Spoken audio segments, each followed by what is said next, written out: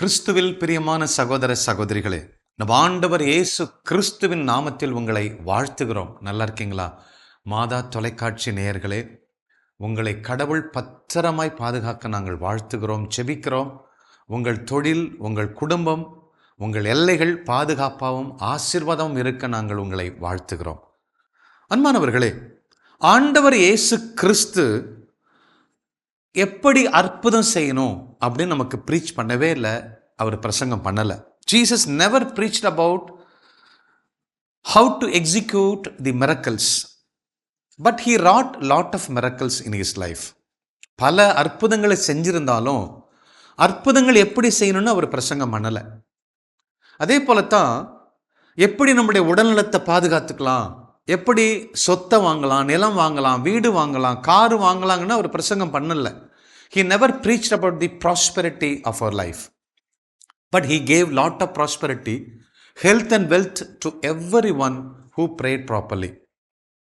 அன்பான சகோதர சகோதரிகளே, இன்னும் சொல்லப்போனா ஆண்டவர் இயேசு கிறிஸ்து சிலுவை குறித்து கூட, பாடுகளை குறித்து கூட, நான் பாடுபட்டு உயிர்த்தெழணும், பாவங்களை மன்னிக்கணும்னு சொல்லுவாரை தவிர, நான் இந்த இடத்துல கீழே விழுவேன், இந்த இடத்துல வேர்ப்பேன், இந்த இடத்துல என்ன காரி உமிழ்வாங்க அப்படின்னு அதை டீட்டெயில்டாக அவர் பிரசங்கம் பண்ணவே இல்லை. ஏன் அப்படின்னா, இந்த அன்பை பார்க்கிற பொழுது விசுவாசத்தின் நிமித்தம் தானாக அவங்களுக்கு புரியணும் ஆண்டவர் இயேசு கிறிஸ்து எப்படி பாடுபட்டார், மரித்தார் என்பதை. அதே போலத்தான் இந்த ப்ராஸ்பெரிட்டி, உடல் நலம், உள்ள நலம், செழுமை எல்லாமே அவருடைய பரலோக ராஜ்யத்தை தேடுகிற பொழுது இதெல்லாம் தானா வரும் அப்படிங்கிறது அவருக்கு நல்லா தெரியுது. அதைத்தான் நம்ம கற்றுக் கொடுக்கிறார். இன்னும் சொல்லப்போனால் மறுரூபம், பார்ன் அகைன் எக்ஸ்பீரியன்ஸ் என்று சொல்லுகிறோம், மறுபடியும் பிறத்தல் அப்படிங்கிற ஒரு கான்செப்டையே நிக்கதோமுக்கு தனியாக சொல்கிறார். It was a private conversation. ஒரு தனிப்பட்ட மனிதனோட சொன்னாரை தவிர கூட்டத்தை பார்த்து நீங்கள் எல்லாம் மறுபடியும் பிறக்கணும்னு அவர் சொல்லலை. ஏன்னா அவருடைய அன்பையும் அவருடைய நேர்மையும் அவருடைய இரக்கத்தையும் பார்க்கும் பொழுது மனுஷனுக்கு உள்ளத்தில் ஒரு ஆட்டோமேட்டிக்காக வரக்கூடியது தான் மனமாற்றமும் மறுரூபமாகிறதும். அதனால் அதை பற்றி பெருசாக அவர் பிரசங்கம் பண்ணலை. அன்புக்குரிய சகோதர சகோதரிகளே, அப்போது எதை குறித்து அவர் ஆழமாக பிரசங்கம் பண்ணுறாரு அப்படின்னு சொன்னால், பரலோக ராஜ்யத்தை குறித்து தான் தொடக்கம் முதல் இறுதி வர ஆண்டவர் இயேசு கிறிஸ்து he was going on preaching about the kingdom of God. பரலோக ராஜ்யத்தை குறித்து தான் அவர் அதிகமாக பேசுகிறாரு. அதை நிறுவத்துக்கு தான் இந்த பூமிக்குள்ளே வந்தார். லூக்கா எழுதிய நற்செய்தி 22வது அதிகாரம் 29வது இறைவசனத்தில் இப்படி சொல்கிறாரு, என் தந்தை எனக்கு ஆட்சி உரிமை கொடுத்தது போல நான் உங்களுக்கு ஆட்சி உரிமை கொடுக்கிறேன் அப்படிங்கிறார். அப்போ பரலோக ராஜ்யத்தை, அதனுடைய அத்தாரிட்டியை நமக்கு கொடுக்கிறேன் அப்படிங்கிறார். I confer on you the kingdom of God just my father has conferred on me அப்படிங்கிறார். அன்பான சகோதர சகோதரிகளே, உலகம் முடியறதுக்கு முன்னாடி இந்த பரலோக ராஜ்யத்தினுடைய நற்செய்தியை, the gospel of the kingdom of God கம்ப்ளீட்டாக எல்லா மக்களுக்கும் பிரசங்கம் பண்ணப்பட்டிருக்கணும். It should be preached before the end of this world அப்படிங்கிறாரு மத்தேயு எழுதிய நற்செய்தி 24:14. அப்போ கடவுள் எல்லாவற்றை காட்டிலும் முதன்மையான இடம் கொடுப்பது இந்த பரலோக ராஜ்யத்தை குறித்து தான். அதை குறித்து தான் நாம் தியானித்துக் கொண்டிருக்கிறோம். அன்பான சகோதர சகோதரிகளே, மத்தேயு எழுதிய நற்செய்தி 25வது அதிகாரத்தில் 34 அதுக்கு முன்னாடி சொல்றாரு, வானதூதர்கள் புடைசூழ அரியணையில் ஆண்டவர் இயேசு கிறிஸ்து மகிமையில் வருகிறார். பின்பு அரியணையில் வீற்றிருக்கிறார், அரசன் வீற்றிருக்கிறார். அது ஒரு கிங்டம், அது ஒரு பரலோக ராஜ்யம். பின்பு அரியணையில் வீற்றிருக்கும் அரசர் தம் வலப்பக்கத்தில் உள்ளோரை பார்த்து மக்களை 2 பிரிவா பிரிக்கிறார். He divides entire throng of the people into 2 categories. மக்களை 2 பிரிவாக தான் பிரிக்கிறார், 10 பிரிவாக பிரிக்கல. அது எந்த ஜாதி சமயமாக இருந்தாலும் சரி தான், உலகத்தில் இருக்கிற அத்தனை மக்களையும், அது 150 கோடியோ அல்லது வரும்போது 400 கோடி இருந்தாலும் அத்தனை கோடி மக்களையும் 2 பிரிவாக தான் பிரிக்கிறாரு. ஒன்று வலப்பக்கம், ஒன்று இடப்பக்கமாக பிரிக்கிறார். ஒன்று செம்மறி ஆடுகளாக பிரிக்கிறாரு, இன்னொன்று வெள்ளாட்டுகளாக பிரிக்கிறார். ஷீப் அண்ட் கோட்ஸாக தான் பிரிக்கிறாரு. அன்பான சகோதர சகோதரிகளே, அப்போ வலப்பக்கம் இருக்கக்கூடிய செம்மறி ஆட்டுக்குட்டிகளை பார்த்து அவர் சொல்றாரு, பின்பு அரியணையில் வீற்றிருக்கும் அரசர் தம் வலப்பக்கத்தில் உள்ளவரை பார்த்து, என் தந்தையிடம் ஆசி பெற்றவர்களே வாருங்கள், come into the kingdom of God. உலகம் தோன்றியது முதல் உங்களுக்காக ஏற்பாடு செய்யப்பட்டிருக்கும் ஆட்சியை உரிமை பெறாக பெற்றுக்கொள்ளுங்கள் அப்படிங்கிறார். என்ன மாதிரி ஒரு பிளஸட் ஒரு ஸ்டேட்மெண்ட் பாருங்க, ஆசீர்வாதமான ஒரு ஸ்டேட்மெண்ட். அப்ப ஏன் நீங்க அந்த பரலோக ராஜ்யத்துக்குள்ள உள்ள வரத்துக்கு உங்களுக்கு என்ன தகுதி அப்படிங்கிறத அவர் வளர்க்கிறாரு. நான் பசியா இருந்த எனக்கு சாப்பாடு கொடுத்தீங்க, சிறையில் இருந்த என்னை பார்க்க வந்தீங்க, தாகமா இருந்த எனக்கு தண்ணி கொடுத்தீங்க, ஆடை இல்லாமல் இருந்த எனக்கு ஆடை கொடுத்தீங்க அப்படிங்கிறாரு. அவங்க உடனே கேட்குறாங்க, நீங்க எப்போ சிறையில் இருந்தீங்க, எப்போ தாகமா இருந்தீங்கன்னு கேட்குறாங்க. எந்த சின்னம் சிறியவர்களுக்கு நீங்க தண்ணி கொடுத்த பொழுதெல்லாம், அல்லது ஆடை நேக்கடா இருந்த ஒரு பெண்ணுக்கு ஆணுக்கு ஆடை கொடுத்த பொழுதெல்லாம், அல்லது ஏழைகளுக்கு செஞ்சதெல்லாம் எனக்கே செஞ்சீங்க, அதனால மகிமையோட உள்ளவாங்க அப்படிங்கிறாரு. அப்போ இடப்பக்கம் உள்ள அந்த வெள்ளாட்டு கிடாய்கள், கோட்ஸ் என்று சொல்லுகிறோமே, பிரிக்கப்படுகிற அவங்கள பார்த்து, பின்பு இடப்பக்கத்தில் உள்ளவரை பார்த்து 41வது இறைவசனம் 25வது மத்திய எழுதின நற்செய்தி 25:41, அவர்களை பார்த்து சபிக்கப்பட்டவர்களே, கர்ஸ் யூ ஆர் அப்படிங்கிறாரு. என்னிடமிருந்து அகன்று போங்கள், டிபார்ட் அவே ஃப்ரம் மீ அப்படிங்கிறாரு. அலகிக்கும் அதன் தூதருக்கும் ஏற்பாடு செய்யப்பட்டிருக்கிற அந்த அழியா நெருப்புக்குள்ள நீங்க போங்க, அதான் உங்க இடம் அப்படிங்கிறாரு. நரகத்தை பத்தி சொல்றாரு. பிசாசுக்கும் அதன் தூதனுக்கும் உள்ள அந்த இடத்துல நீங்க போங்க. ஏனென்றால் நீங்க தாகமா இருந்தவங்களுக்கு தண்ணி கொடுக்கல, ஆடை இல்லாதவங்களுக்கு ஆடை கொடுக்கல, எந்த உதவியும் செய்யல. ஆனா என்னோட தான் இருக்கிறீங்க, கிறிஸ்துவன் என்று சொல்றீங்க, நேர்மையான என்று சொல்றீங்க, ஜெபிக்கிறவன் என்று சொல்றீங்க என்று சொல்லி அப்படி ஒரு கடுமையான ஒரு தண்டனை தீர்ப்பை அவர் கொடுக்கிறார். அன்பான சகோதர சகோதரிகளே, Jesus is praising the sheep, those who actively served the needs of the least of humanity. மனித குலத்தில் டிப்ரெஸ்டு அல்லது ஒதுக்கப்பட்டவங்க, ஓரங்கட்டப்பட்டவங்க, அனாதைகள், உதவிகளுக்கு உதவி செஞ்சவங்களை அப்ரிஷியேட் பண்றாரு. ஏன்னா அவங்க மிக தீவிரமா அவர்களுக்கு உதவி செஞ்சாங்க. இந்த பக்கத்தில் இருக்கிறவங்களை, லெஃப்ட் சைடில் இருக்கிறவங்களை பார்த்து சபிக்கப்பட்டவங்கிறாங்க. அவங்க இந்த மாதிரி ஏழைகளுக்கு எளியவர்களுக்கு உதவி செய்வதை ஒரு நாள் அவங்க செஞ்ச, சும்மா பிச்சை காசு 5 பைசா 5 ரூபா 10 ரூபா போட்டிருப்பாங்களே தவிர யாருக்கும் இறங்கி போய் எந்த உதவியும் செய்யல. அவங்கள சபிக்கிறாரு கடவுள். அன்பான சகோதர சகோதரிகளே, அப்போ யாரா இருந்தாலுமே பாருங்க, அந்த ஏழைகளுக்கு என்னாலான உதவியை செய்யலன்னு சொன்னா அவங்க எவ்வளவுதான் பிரேயர் பண்ணாலும் அது பிரயோஜனமற்றதாக மாறிவிடுகிறது. அன்புக்குரிய சகோதர சகோதரிகளே, அப்போ இந்த பகுதி நமக்கு மிகப்பெரிய ஒரு ஆழமான ஒரு சத்தியத்தை நமக்கு கற்றுக் கொடுக்கிறது. என்ன சத்தியத்தை கற்றுக் கொடுக்கிறதுனா, முதலாவது சொன்ன ஏழைகளுக்கு எளியவர்களுக்கு நீங்க உதவி செய்வது தான் எனக்கே செய்தது அப்படிங்கிறாரு. இது ஒரு நம்ம சாதாரணமாக எடுத்துடக்கூடாது. திருப்பி நம்ம பலமுறை கேட்ட ஒரு பகுதி தான், அதை சாதாரணமாக நம்ம பலமுறை கேட்டதுனால அதை கேர்லெஸ்ஸாக ஸ்கிப் பண்ணிட்டு நம்ம போயிடுவோம். அன்பான சகோதர சகோதரிகளே, அப்போ ஏன் இப்படி சொல்லுது, இதை ஏன் இவ்வளோ ஸ்ட்ராங்காக சொல்றாருன்னா, இதைத்தான் கடவுள் பேசிஸா எடுக்கிறாரு ஃபார் அவர் அல்டிமேட் ஜட்ஜ்மெண்ட். நம்முடைய இறுதி தீர்ப்புக்கு, நம்முடைய ஃபைனல் ஜட்ஜ்மெண்ட்டுக்கு, சாகும்போது அல்லது 2ஆம் வருகையின் போது நடக்க போகிற அந்த இறுதி தீர்ப்புக்கு இதைத்தான் ஒரு பேசிஸா, இதைத்தான் ஒரு ப்ரொசீஜரா, ஒரு ரெஃபரன்ஸா கடவுள் எடுக்கிறாரு. இதை மிகவும் கேர்ஃபுல்லா நம்ம கேட்கணும் அன்புக்குரிய சகோதர சகோதரிகளே. அப்போ இங்க என்ன பாருங்கன்னா, இது அப்போகாலிப்டிக்ஸ் மெசேஜ் என்று சொல்றாங்க. அப்போகாலிப்டிக்ஸ் அப்படின்னா நம்முடைய இறுதி ஜட்ஜ்மெண்ட் எப்பேற்பட்ட ஒரு பேரழிவை கொண்டுட்டு வரும், கேட்டஸ்ட்ராஃபிக் என்று சொல்லுவாங்க. அப்போ நம்ம இப்படியே ஒரு ஜெபிக்கிறவங்களா மட்டும் இருந்தா மட்டும் அது பத்தாது, போதவே போதாது. நான் போய் இயேசு கிறிஸ்துவ என் வாழ்க்கையில ரிஃப்ளெக்ட் பண்ணலைன்னா, உதவி செய்யலைன்னா, ஏழைகளுக்கு பிறருக்கு தேவைப்படுறவங்களுக்கு கொடுக்கலன்னா, நான் எவ்வளோ பெரிய அந்நிய பாஷை பேசினாலும், வரங்கள் எனக்குள்ள இருந்தாலும் அதனால எந்த பிரயோஜனம் இல்லை. கடவுள் சொல்லுவாரு, உன்னை எனக்கு தெரியாதுப்பான்னு என்ன சொல்லிடுவாரு. அன்பான சகோதர சகோதரிகளே, 1 தெசலோனிக்கர் 5வது அதிகாரம் 16-17 கடவுள் சொல்றார், எப்பொழுதும் மகிழ்ச்சியா இருங்கள், இடைவிடாது இறைவனிடம் நன்றி கூறுங்கள், உங்களுக்காக கிறிஸ்து எப்பொழுதும் இறைவனிடம் வேண்டுங்கள், மகிழ்ச்சியா இருங்க, நன்றி சொல்லுங்க, உங்களுக்காக கிறிஸ்து இயேசு வழியாக கடவுள் வெளிப்படுத்திய திருவுள்ளம் இதுவேங்கிறார்.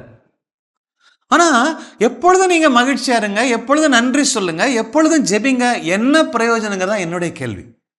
அன்பான சகோதர சகோதரிகளே, நீங்க எப்பொழுதும் கடவுளுக்கு உங்களுக்கு செஞ்சதுக்கு நன்றி உள்ளவங்களா இருக்கிறது ஒரு பெரிய விஷயமா? நீங்க எப்பொழுதும் ஆஸ்வாதமா இருக்கிறதுல, நீங்க மகிழ்ச்சியா இருக்கிறதுல என்ன ஒரு பெரிய விஷயம் இருக்கு? நீங்க எப்போதும் கடவுள்கிட்ட ஜெபிக்கிறீங்கன்னா அது என்ன பெரிய விஷயம் இருக்கு? இதை மட்டும் நாம படிச்சு எப்பொழுதும் நன்றி உள்ளவங்களா இருங்க, எப்பொழுதும் ஜெபிங்க, எப்பொழுதும் கடவுள்கிட்ட துதிங்க. What is the consequence of this?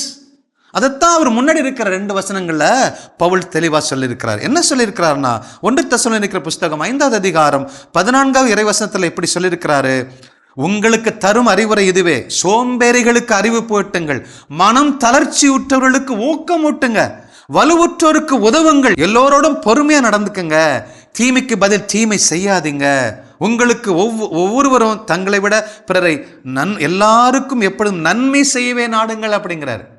அப்போ இது செஞ்சாதான் உங்களால் நன்றி உள்ளவங்களா இருக்க முடியும், சந்தோஷமா இருக்க முடியும், நம்மளால கடவுள்கிட்ட எப்பொழுதும் ஜெபிக்க முடியும். இல்லாட்டினா ஒரு ஃபார்மாலிட்டியா தான் இருக்கும் உங்களுடைய ஜெபமும் உங்கள் நன்றியும். அன்புக்குரிய சகோதர சகோதரிகளே, இன்னைக்கு என்னன்னா, நன்றி சொல்றது நல்லதுதான், குட் திங்ஸ். பிரைஸ் பண்றது நல்லதுதான், குட் திங்ஸ். ஆண்டவர்கிட்ட எப்பொழுதும் ஜெபிங்க, நல்லதுதான், குட் திங்ஸ், நல்லதுதான்.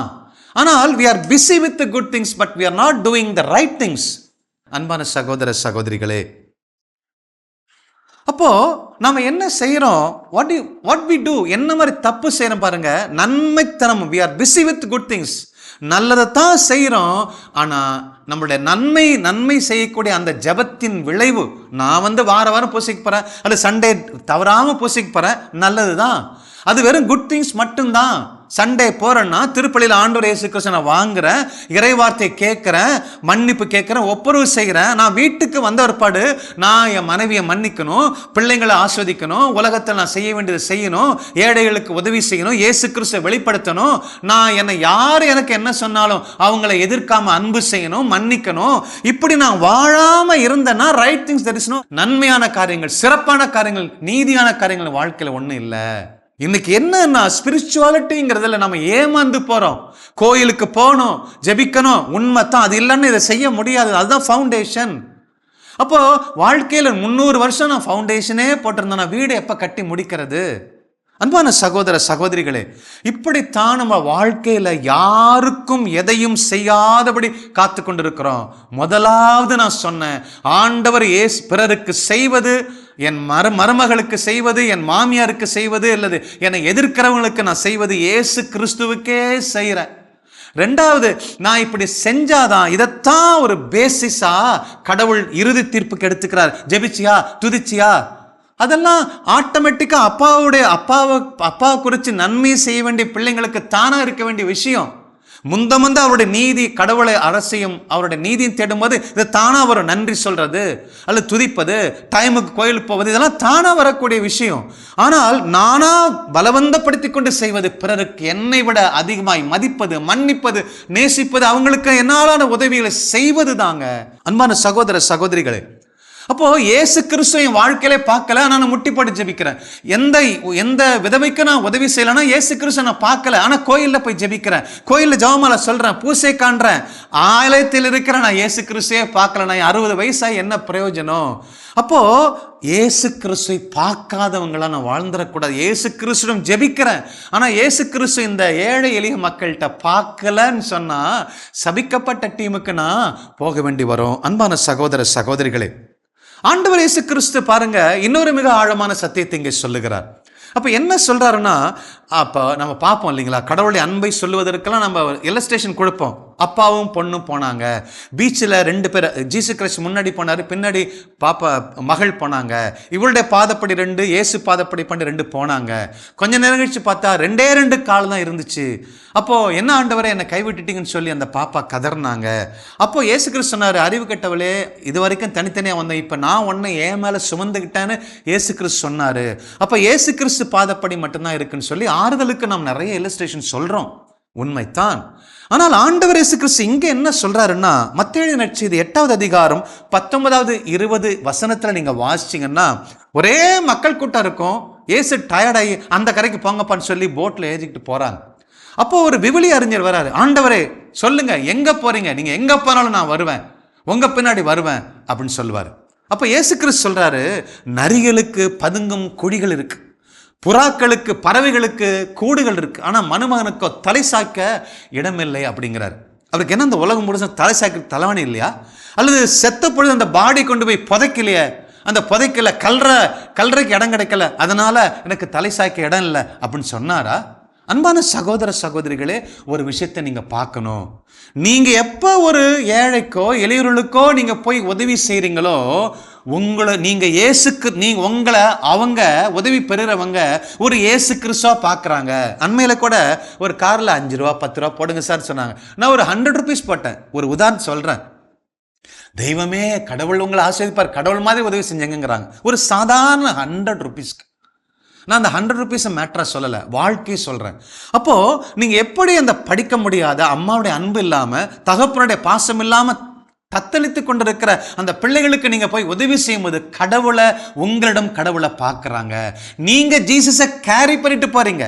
அப்போது அதனால தான் அவர் சொல்கிறாரு, நான் ஏழைகளுக்கு உதவி செய்யவே இல்லைன்னா நான் இயேசு கிறிஸ்து தூக்கிட்டு போகல. நான் கடலில் போனேன்னா 4 படி இருந்துச்சுன்னா, ஆண்டவரே நீங்கள் என் முதல்ல வாங்க, நான் உங்களை தூக்கிட்டு போகிறேன். I carry you wherever you want to go, I will go என்று சொல்வேன். அன்பான சகோதர சகோதரிகளே, நாம் எப்படி நமக்கு ஆறுதல் கொடுக்கக்கூடிய அல்லது சந்தோஷம் கொடுக்கக்கூடிய இப்படி தான் வசனங்களை திரித்து மடக்கி ஒடிச்சு நம்ம என்ன செய்யறோம்னா, எனக்கு ஒரு சந்தோஷமா இருந்தா போதும், எனக்கு ஒரு ஆறுதலா இருந்தா போதும் அப்படிங்கிற ஒரு ரிசீவரா தான் வாழ்ந்து கொண்டிருக்கிறோம். அதை சொல்லலை இங்க விவிலியம். என்ன சொல்லுகிறது என்று சொன்னால், நீ வருஷம் பூரா ஜெபிச்சாலும் மற்றவங்களுக்கு உதவி செய்யலைன்னா உன் ஜெபம் உன் கூரை கூட தாண்டாது. உன்னுடைய விசுவாசம் ஏட்டு சொரக்காய் போல குழம்புக்கு ஆகாது. உன்னுடைய ஜெபம் ஏட்டு சொரக்காய் போல எந்த ஒரு பருப்பு கூட வைக்க முடியாது. இப்படித்தான் நடந்து கொடுக்க. அதனால தான் நம்ம கடவுள்கிட்ட செய்கிறோம், நான் ஜெபிக்கிறேன் கிடைக்கல, ஜெபிக்கிறோம் கிடைக்கல என்று சொன்னால் என்ன காரணம்? நான் என்னுடைய பண்புகள் சரியில்லை, நான் மற்றவங்களுக்கு எந்த உதவி செய்யலை. மதர் தெரேசா அத்தனை தடவை உதவி செஞ்சாங்க. போய் உதவி கேட்குறாங்க, என் ஏழைகளுக்கு கொடுங்கப்பான்னு சொல்லி காரி துப்புறான். இது நான் வச்சுக்கிறேன், அவங்களுக்கு நீங்கள் என்ன கொடுக்குறீங்கன்னு கேட்குறாங்க.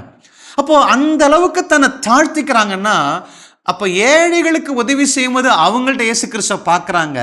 நான் இயேசு கிறிஸ்துவா மாறிட்டேன், என்ன அவங்க இயேசு கிறிஸ்துவ பார்க்குறாங்க நீங்கள் ஒரு தடவை அனுபவிச்சிங்கன்னா, you will never ever have an excuse to avoid those kind of helping incidents. அன்பான சகோதர சகோதரிகளே, நீங்க ஏழைகளுக்கு உதவி செய்யும்போது இயேசு கிறிஸ்துவை பார்த்துட்டீங்கன்னா, ஒரு முறை பார்த்துட்டீங்கன்னா, அல்லது அவங்க உங்களுக்குள்ள இயேசு கிறிஸ்துவ ஒரே ஒரு முறை பார்த்துட்டீங்கன்னா, சாகிற வரைக்கும் யாராவது உங்களுக்கு உதவி கேட்டு நோன்னு சொல்லவே மாட்டீங்க. வாழ்நாள் முழுவதும் பிறருக்காக நீங்க வாழ்வீங்க. சுயநலத்தை வேரோட அறுக்க முடியும். இந்த ஆசீர்வதிக்கப்பட்ட இந்த பேட்சுக்குள்ள நம்ம வந்துட முடியும். செம்மறி ஆட்டுக்குட்டிகளே, பிளஸ்ஸட் யூ ஆர். இதோ உலகம் தோன்றும் முன்னரே என் தந்தை உங்களுக்கு ஏற்பாடு செய்யப்பட்டிருக்கிற இந்த பரலோக ராஜ்யத்துக்குள்ள நுழைஞ்சிக்கங்க என்று கடவுள் நம்மையும் மாற்றுவதற்கு இன்னைக்கு வழி இருக்கு பாருங்களேன். இப்பேற்பட்ட இந்த செய்தி நீங்க எடுத்துக்கங்க. ஜெபிக்கிற ஜெப வீரர்களே, நல்லவங்க தான் நீங்க, நல்ல காரியத்தை செய்றீங்க. சரியான நீதியாளர்களா, நேர்மையாளர்களா, அமுக்கப்பட்ட ஒடுக்கப்பட்ட இன்றைக்கு ஓரம் தள்ளப்பட்டிருக்கிற உன் சகோதர சகோதரிகளுக்கு உதவி செய்யலன்னு சொன்னா, உன்னை எனக்கு தெரியாது, நான் பேய் ஓட்டின ஆண்டவரை உங்கள் நாமத்தில் சொன்னாலும் உன்னை எனக்கு தெரியாதுப்பான்னு சொல்லி அவர் போயிடுவார். நாம் அந்த கேட்டகரிக்குள்ளே போகக்கூடாது. நீங்களும் நானும் இந்த பரலோக ராஜ்யத்துக்குள்ள ஆண்டவர் இயேசு கிறிஸ்துவை தூக்கி சுமக்கிற ஒரு வாகனங்களா, உலகத்துக்கு ஆண்டவருடைய ராஜ்யத்தை கட்டி எழுப்புகிற அற்புதமான ஒரு நல்ல ஒரு தீர்க்கதரிசிகளா, நல்ல ஒரு துணிச்சல் நிறைந்த ஒரு விசுவாசிகளா, டிசைபிள்ஸா, திருத்தூதர்களா வாழ்வோம். இந்த உலகத்தை ஆண்டவர் இயேசு கிறிஸ்துவுக்காய் கட்டி எழுப்புவோம். God plus. கிறிஸ்து இயேசுவில் என் அன்புக்குரியவர்களே, ஒரு தாபோர் மலை அனுபவத்தை ஆண்டவர் என்று நமக்கு தர விரும்புகின்றார். ஒரு சாதாரணமான ஒரு வாழ்க்கை, நம்முடைய தேவைகளுக்காக ஜெபித்து அதை பெற்றுக்கொள்ளக்கூடிய ஒரு வாழ்க்கை, கடவுளிடமிருந்து ஆறுதலையும் ஆசீர்வாதங்களையும் சந்தோஷத்தையும் பெற்றுக்கொள்ளக்கூடிய ஒரு சாதாரண வாழ்க்கையை, சமவெளி வாழ்க்கையை ஆண்டவர் நம்ம இடத்தில் எதிர்பார்க்கவில்லை. ஒரு தாபோர் மலை அனுபவத்தை அவர் நமக்கு கொடுக்க விரும்புகின்றார். அதனால்தான் சொல்றார் லூக்கா நற்செய்தி 22:29, என் தந்தை எனக்கு ஆட்சி உரிமை கொடுத்திருப்பது போல நானும் உங்களுக்கு கொடுக்கிறேன் என்று சொல்லுகின்றார். என்ன ஒரு உரிமை, ஆட்சி உரிமை, அந்த பரலோக ராஜ்யத்தின் உரிமையை நமக்கு கொடுத்திருக்கின்றார். கொடுத்துட்டு என்ன சொல்றார், அப்படியே உட்கார்ந்துருங்க ஜாலியான்னு சொல்லல, மாறாக என்னை பிறருக்கு எடுத்து செல்லுங்கள் என்று சொல்லுகின்றார். என்ன ஒரு பணி! நம்ம இங்கேயே இருப்பது நல்லதுன்னு பேதுரு சொன்னார். இல்ல வாங்க நம்ம கீழே இறங்கி போவோம், போய் மக்களுக்கு பணி செய்வோம் என்று சொல்லி பேதுருவை, யாக்கோபை, யோவானை அழைத்து கொண்டு சென்றார். அன்னை தெரேசா, இன்னைக்கு நம்ம கூட அவங்கள பார்த்து வாழ்வதை விட அவரிடத்தில் ஜெபிக்க ஆரம்பித்து விட்டோம். அவர்கள் ஒரு சாதாரண ஒரு கன்னியாஸ்திரியாக ஒரு கான்வென்ட்ல இருந்து ஒரு ஸ்கூல்ல டீச் பண்ணிட்டு இருந்தாங்க. ஆனா அவங்க ஆத்மா அதுல திருப்தி அடையல. கிறிஸ்து இயேசு அவர்களுக்குள்ள இருந்து அவரை கிண்டிட்டே இருந்தார், பத்தலன்னு சொல்லி. ஒரு முறை அவங்க ட்ரெயின்ல போகும்பொழுது அந்த ஒரு டைரக்ட் என்கவுண்டர் ஜீசஸோட அவங்களுக்கு ஏற்படுகிறது. அப்ப ஆண்டவராக இயேசு கிறிஸ்து பேசிய அந்த வார்த்தைகள் அவருடைய வாழ்க்கையை மறுரூபம் அடைய செய்தது. என்ன பேசினார்? அவர்களே எழுதி வைத்திருக்கிறார்கள். Come come carry me into the holes of the poor, come be my light. வா, என்னை தூக்கிட்டு போ, ஏழைகள் வாழ்கிற அந்த அந்த குழிகளுக்குள்ள என்னை தூக்கிட்டு போ. அவங்களுக்கு என்ன தெரியல, என்னால தனியா போக முடியாது. they don't know me how I long to enter their holes.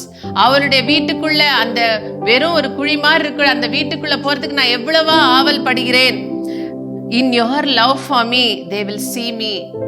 நீ என்ன நேசிக்கிறல அந்த அன்புல அவர்கள் உன்னிலே என்ன பார்க்கட்டும், அவர்கள் என்னை அறிந்து கொள்ளட்டும், அவர்கள் என்னை தேடட்டும், அவர்களை நான் நேசிக்கிறேன். will you refuse அப்படின்னு சொல்லி கேட்கிறார். நீ மறுத்துருவியா? நான் கேட்கிற இந்த கேள்வியை, இந்த ஒரு உதவியை நீ மறுத்து விடுவாயோ என்று சொல்லி அன்னை தெரசாவிடம் இயேசு கிறிஸ்து கேட்கிறாங்க. அவங்க சொல்றாங்க, மறுக்கல. வாழ்க்கையை மாத்திட்டாங்க. சுகமாய் ஒரு கான்வென்ட்ல இருந்து வாழ்ந்து கொண்டிருந்த அந்த வாழ்க்கையை விடுத்து ஒரு புதிய ஆர்டரை ஸ்டார்ட் பண்றாங்க. பெரிய போராட்டம், சாப்பாட்டுக்கே கஷ்டப்படுற நிலைமை. ஆனாலும் எந்த பணத்தை தேடல, பொருளை தேடல, ஆண்டவர் சொன்ன அந்த காரியத்தை செய்யணும். I have to carry Jesus into the holes of the poor என்று சொல்லிட்டு அப்படி வாழ்க்கை ஆரம்பிக்கிறாங்க. கல்கத்தாவின் தெருக்களில் ஆரம்பித்த அந்த பணி இதோ உலகம் முழுவதும் விரிவடைந்து இன்னைக்கும் அவருடைய சகோதரர்கள், அந்த சபையை சேர்ந்த சகோதரர்கள் அந்த காரியத்தை செய்து கொண்டிருக்கிறார்கள் ஏழை எளிய மக்களுக்கு. ஆண்டவர் உங்களிடத்துல என்னிடத்துல அதே கேள்வியை தான் இன்னைக்கு கேட்டிருக்கிறார் இந்த செய்தியின் மூலமாக. will you carry me? என்னை தூக்கிட்டு போவியா? அன்பில்லாத காய்ந்து போன இருதயங்களுக்கு, தளர்ச்சியுற்ற மனங்களுக்கு, சோர்வடைந்து அவிசுவாசத்துல கிடக்கிற இருதயங்களுக்கு, தேவையில் உழல்கிற மானிடருக்கு, தனிமையில நோயில கஷ்டப்பட்டு வாழ்க்கையின் விளிம்பில் இருக்கக்கூடிய பிள்ளைகளுக்கு, சாவுதான் எனக்கு ஒரே நோக்கம், அவ்வளவுதான் என்னோட முடிவு என்று சொல்லி சலித்து போய் விரக்தி அடைந்திருக்கிற இருதயங்களுக்குள்ள என்னை நீ தூக்கிட்டு போக மாட்டியா? will you refuse என்று சொல்லி ஆண்டவர் கேட்கிறார். நம்ம மறுத்து கொண்டிருக்கிறோம் இதுவரைக்கும். இந்த நாளில் ஆம் என்று சொல்லி ஒப்பு கொடுப்போம். நான் என்ன செய்ய முடியும்? பயப்படாதீங்க. எனக்கு வலுகூட்டுகிறவரின் துணை கொண்டு எல்லாவற்றையும் எனக்கு ஆற்றல் உண்டு என்று சொல்லி பவுல் அடிகளார் சொன்னது போல, ஆற்றலாலும் அல்ல, சக்தியாலும் அல்ல, ஆண்டவருடைய ஆவியினாலே இது ஆகும். ஆண்டவர் இயேசு கிறிஸ்து என்னிடத்தில் ஒண்ணு கேட்கிறானா, அதை செய்வதற்கு தேவையான ஆற்றலை, அத்தனை காரியங்களையும் வளங்களையும் எனக்குள் வைத்துதான் அதை கேட்கிறார். will you refuse? மறுத்து விடுவீர்களா? இல்ல, இன்னைக்கு கரங்களை விரித்து ஒப்பு கொடுப்போம். என்னை எடுத்து பயன்படுத்தும் ஆண்டவரே. நீங்க எனக்குள்ள இருக்கிறீங்க. அந்த சுகத்தை நான் எனக்குள்ள மட்டும் வச்சுக்க விரும்பல. I will carry you into the holes of the poor, in the destitute, the least, the lost. அவர்கள் வாழ்க்கையில எடுத்து செல்வேன் ஆண்டவரே என்று சொல்லி ஒப்பு கொடுங்க. பரிசுத்த ஆவியானவரின் துணை நமக்கு உண்டு, அவருடைய வல்லமை நமக்கு உண்டு. அதை பெற்றுக்கொள்ள கரங்களை விரித்து ஜெபிப்போம். அர்ப்பணிக்கிற இருதயம் மாத்திரம் போதும். ஆட்கொள்ளுங்க ஐயா என்று ஜெபிக்கிற ஜெபம் போதும். மித்த அத்தனையும் அவர் பார்த்து கொள்வார். கரங்களை தட்டி பாடி ஆண்டவருடைய வல்லமை பெற்றுக்கொள்வோம். மறு கிறிஸ்துவாக வாழ ஆரம்பிப்போம். நிரப்புங்க ஆண்டவரே, இருதயங்களை அனலாக்கும் ஆண்டவரே. அப்பா, நீரு பூத்த நெருப்பா இருக்கிற இருதயங்கள் இந்த நாளில் அனலாகட்டும் ஆண்டவரே. உம்மை ஏந்தி செல்கிற பிள்ளைகளாக, ராஜ்யத்தின் பிள்ளைகளாக, ஆட்சி உரிமை பெற்ற பிள்ளைகளாக, அந்த ஆட்சியை இந்த உலகத்துக்கு எடுத்து செல்கிற பிள்ளைகளாய் ஆசீர்வதிப்பீராக. ஆவியான எங்கள் அன்பு தெய்வமே, அடியோரை ஆட்கொண்டு நடத்துமே. ஆவியான எங்கள் அன்பு தெய்வமே, அடியோரை ஆட்கொண்டு நடத்துமே. ஆட்கொண்டு எங்களை அனலாக்கும், ஆட்கொண்டு எங்களை அனலாக்கும். அன்பினால் இன்று அலங்கரியும், அன்பினால் இன்று அலங்கரியும். ஆவியான எங்கள் அன்பு தெய்வமே, அடியோரை ஆட்கொண்டு நடத்துமே. நாளில் எங்களை மறுரூபமாக்குங்க ஆண்டவரே. எங்களுக்காய், எனக்கு, என் சுகம், என் குடும்பம், என் கம்ஃபர்ட் என்கிற அந்த நிலை மாறி ஆண்டவரே உமக்காய் வாழ்கிற ஒரு வைராக்கியத்தோடு வாழ கிருபையாயிரும் சுவாமி.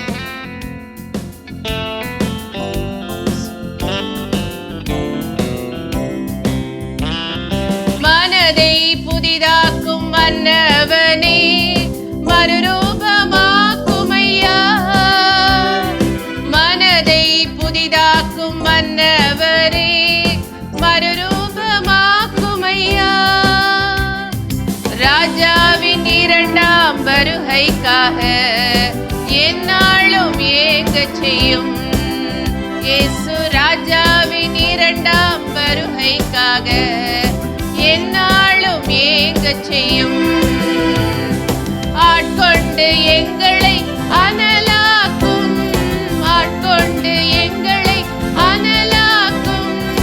அன்பினால் இன்று அலங்கரியும், அன்பினால் இன்று அலங்கரியும். ஆமென் ஆண்டவரே. வெறுமையான உம்முடைய இல்லங்களாய் நாங்கள் வாழ்ந்து விடாதபடி அன்பினால் அலங்கரிக்கப்பட்ட இருதயங்களாய் உம்முடைய வருகைக்காய் ஆண்டவரே இந்த உலகத்தில் நாங்கள் சுடர் விடுவோம் ஆண்டவரே. அப்பா, அந்த ஜட்ஜ்மெண்ட் டேல உமக்கு முன்பாக நாங்கள் வந்து நிற்கும் பொழுது ஆண்டவரே, இதோ நீ எனக்கு சின்னஞ்சிறிய என் சகோதரிக்கு இதெல்லாம் நீ செஞ்சேன்னு, இதோ ஆசீர்வதிக்கப்பட்டவர்களே, பேறு பெற்றவர்களே, என் தந்தையின் ராஜ்யத்துக்குள்ள நீங்க வாங்க என்று சொல்லி அழைக்கும்படியாக வாழ்கிற இந்த நாட்கள் எல்லாம் அன்பினாலே ஆண்டவரே உம்மை ஏந்தி செல்கிற பிள்ளைகளாக, இந்த உலகத்துல அன்பற்று அப்பா, பொருளற்று, ஆறுதலற்று, எதுவும் இல்லாமல் விரக்தியில் வாடுகிற இருதயங்களை அப்பா ரீச் பண்ணக்கூடியவர்களாய் எங்களை ஆசீர்வதிங்க. உம்மை ஏந்தி செல்கிற பிள்ளைகளாய் ஆசீர்வதிங்க அப்பா. இதோ புறப்பட்டு செல்கிறோம் ஆண்டவரே. நீர் எங்களுக்குள் வல்லமையாய் நிரம்புவீராக. எங்கள் குடும்பத்தை நீர் எடுத்து பயன்படுத்துவீராக. எங்க சந்ததிகளை எடுத்து நீர் பயன்படுத்துவீராக. அப்படியா இணைப்பில் ஒவ்வொரு குடும்பத்தையும் உமக்கு சொந்தமாக்கிக் கொள்வீராக. எங்கள் ஆண்டவர் இயேசு கிறிஸ்துவின் நாமத்தில் ஜெபிக்கிறோம் எங்கள் ஜீவனுள்ள நல்ல பிதாவே, ஆமென். அன்புக்குரியவர்களே, ஆண்டவராகிய இயேசு கிறிஸ்துவின் மீது முழுமையான நம்பிக்கை கொள்வோம், நிறை வாழ்வை பெற்றுக்கொள்வோம். God bless you. இயேசுவுக்கே புகழ், மரியே வாழ்க.